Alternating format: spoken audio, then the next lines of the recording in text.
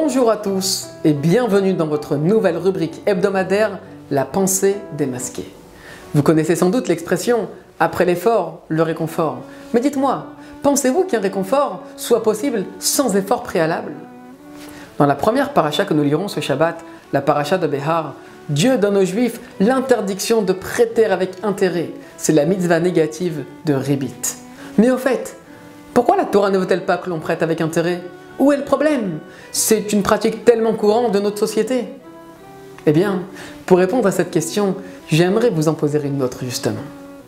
Lorsqu'on est à vélo, pourquoi une pente montante nous demande tellement d'efforts et autant d'énergie, tandis qu'une pente descendante ne nécessite aucun effort? En fait, cette réalité est à l'image de notre vie à tous. La pente montante symbolise l'ascension personnelle, l'élévation, la progression. La pente descendante, en revanche, symbolise, elle, la régression, le déclin. En effet, un résultat ne peut avoir de sens uniquement lorsqu'il est précédé d'un travail, d'un effort. Et c'est précisément là que se trouve le problème du Ribit. L'homme a été créé pour se fatiguer.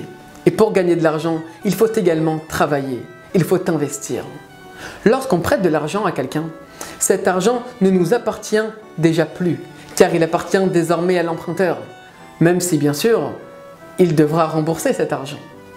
Mais lorsque je prête avec intérêt, je veux en vérité profiter demain d'un argent qui ne m'appartenait qu'hier.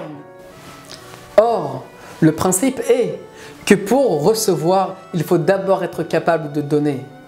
Comme le roi David dit dans les psaumes, ceux qui sèment, qui plantent avec des larmes, récolteront dans la joie. Shabbat Shalom et à la semaine prochaine.